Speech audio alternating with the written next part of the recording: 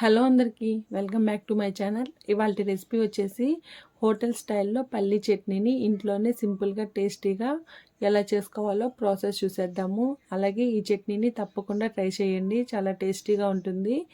ఇప్పుడు ఈ చట్నీని ఎలా చేసుకోవాలో ప్రాసెస్ చూసే ముందు ఫస్ట్ టైం మన ఛానల్ ఎవరైనా చూస్తున్నట్లయితేను ప్లీజ్ సబ్స్క్రైబ్ చేసుకోండి. ఇప్పుడు స్టవ్ ఆన్ చేసుకొని ప్యాన్ పెట్టుకొని 1 కప్పు వేరుశెనగ పప్పుల్ని వేసుకోవాలి. ఇవి సుమారుగా 50 గ్రాములు ఉంటాయండి. ఈ చట్నీని నేను ఇద్దరికి సరిపడా చేస్తున్నాను. ఇప్పుడు మంటని సిమ్లో ఉంచి పల్లీల్లో నుండి పచ్చివాసన పోయి బాగా వేగే వరకు వేయించుకోవాలి.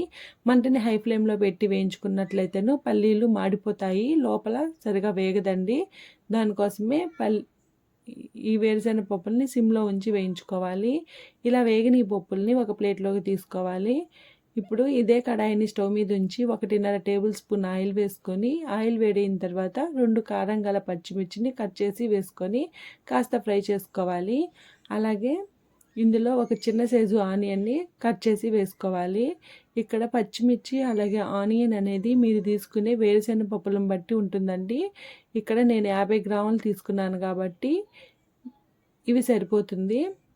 ఇలా ఫ్రై చేసుకున్న తర్వాత స్టవ్ ఆఫ్ చేసేసుకొని కాస్త చల్లారిన తర్వాత ఒక మిక్సీ జార్ని తీసుకొని వీటిల్ని మిక్సీ జార్లోకి వేసుకోవాలి. అలాగే మనం ముందుగా వేయించి ఉంచుకున్న పల్లీలను కూడా వేసుకోవాలి.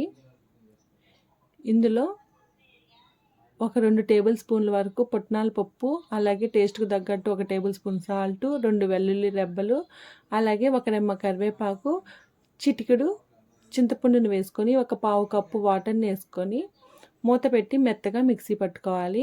చూడండి, ఇక్కడ ఇలా మెత్తగా మిక్సీ పట్టుకున్న తర్వాత స్టవ్ ఆన్ చేసి కడాయి పెట్టుకొని 2 టేబుల్ స్పూన్ల వరకు ఆయిల్ వేసుకొని, ఆయిల్ వేడైన తర్వాత ఒక ఎండుమిరపకాయని కట్ చేసి వేసుకోవాలి.